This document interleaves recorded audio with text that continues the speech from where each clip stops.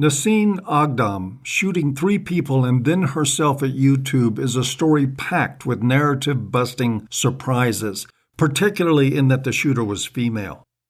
Oh well, there's a few dozen salvos of toxic masculinity agitprop bombs that won't be landing on the interwebs. The fembots, particularly TERFs, will be busy trying to convince the public that Aghdam was a trans woman, a biological male, thus explaining her actions as a mass shooter. They have no proof of this, mind you, not a shred. But since that minor inconvenience never stopped a feminist from feeding a narrative, they won't be dissuaded this time either.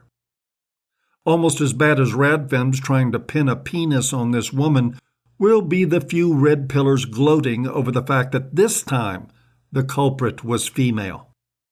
I've seen a couple of red pill denizens all puffy about this like it means something. It doesn't. Not a thing. Mass shootings are a boys' club. That's an absolute certainty. The challenge is in trying to understand why that's true and what to do about it without screwing it up with blue pill stupidity. As you know, dear listeners, the blue pill world has a very peculiar and consistently counterproductive outlook when it comes to men.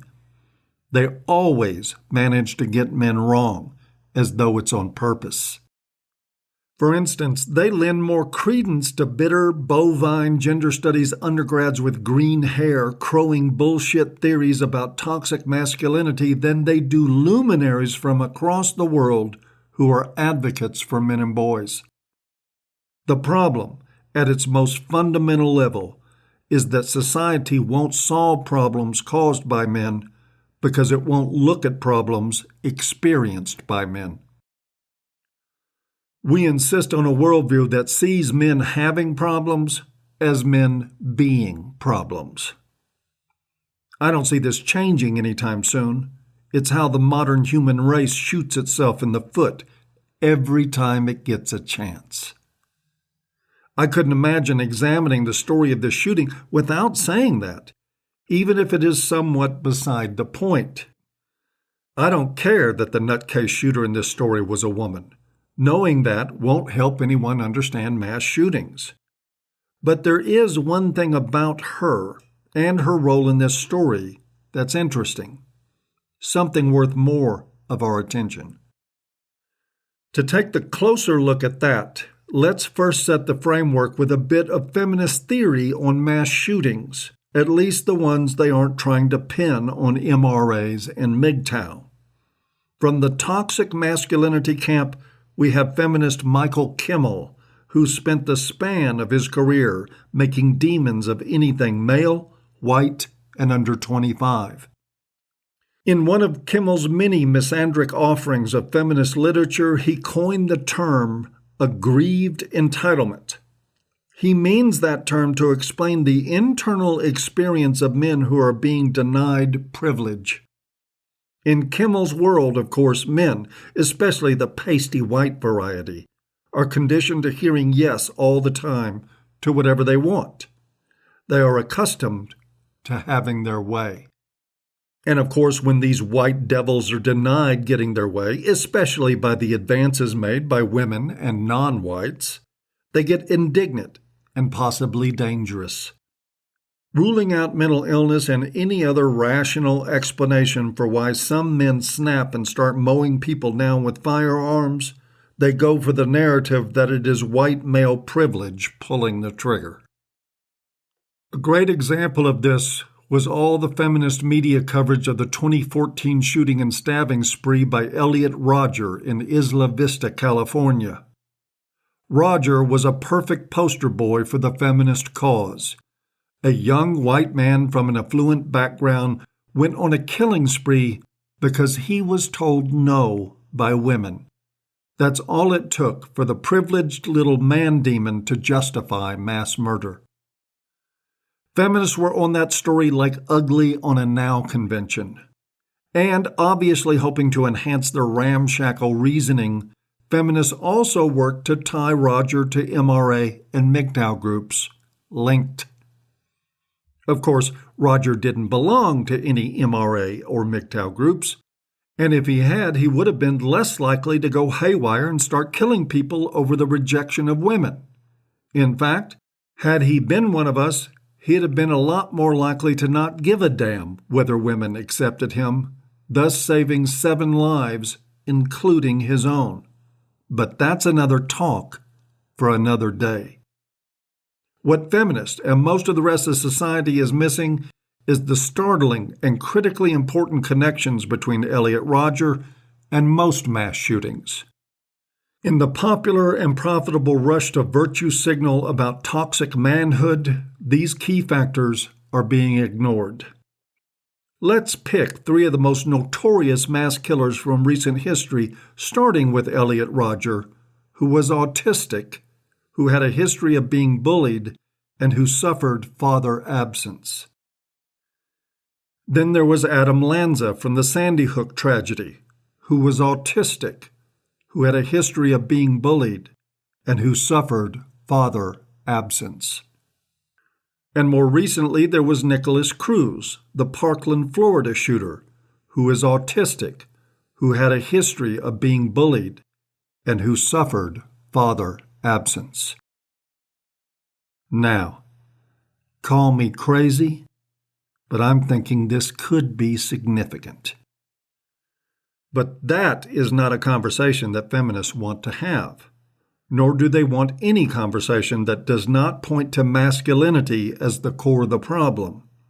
And for now, neither do I. What I do want to do is say that unlike the privilege pointed to by gender ideologues, the real common denominators for these 3 shooters and many others like them is a history of painful isolation, social rejection and humiliation, and no father figure to help mentor them through social life with autism. These are young men who are bombarded with repeated messages that they don't belong, and who literally have no one to teach them how to fit in a neurotypical world. None of this is offered as an excuse for their actions. I'm simply offering this as a contrast to the feminist model of arrogant young white boys who shoot up schoolrooms because they got turned down for a date. In other words, you'd have to be literally out of your mind to look at the lives of these young killers and convince yourself that aggrieved entitlement was an accurate description of their motives. As a matter of fact, in looking over many mass shooting incidents where motive could be ascertained, I only found one where that kind of description fit. Only one example where someone was clearly acting out in a form of aggrieved entitlement. It was the nutcase who shot 3 people at YouTube and then killed herself because some of her videos were demonetized. That's right, her. Nassim Aghdam walked up to the entrance of a work campus and started spraying bullets because the people at YouTube didn't do what she wanted them to do. Now, to be sure, YouTube has more than outed itself as a partisan censor, acting with bias against conservatives, MRAs, MGTOW, anti-feminists, and gun aficionados. I'm sure others will be added to that list as YouTube continues to identify people and ideas it wants to deplatform. In the days ahead, as the fact sinks in that social media is replacing old-school communications and is acting as a modern utility, the public will begin to take lawful action to correct the arrogance of companies like Google. Meanwhile, some lunatics on the internet, because there's always some lunatics on the internet, see Aghdam as a martyr of sorts who died fighting back against abuses by a social media giant. Please, get the fuck out of my face with that bullshit. Aghdam was nothing more than a scorned woman, raging against the world purely out of her sense of entitlement. She'd be Michael Kimmel's grand "I told you so" if she only had a penis. Instead, all she had was a gun. Mass shooters will continue to be the subject of much study and conjecture in the years ahead. After all, it's happening these days with more regularity. And of course, Blue Pill Society, including the ever myopic feminist, will continue to look for ways to link tragedy with masculinity. After all, that's what they do. But I'm betting they will continue to come up short on substance, as they are wont to do. And I expect we will see more women squeeze into the picture of mass killings.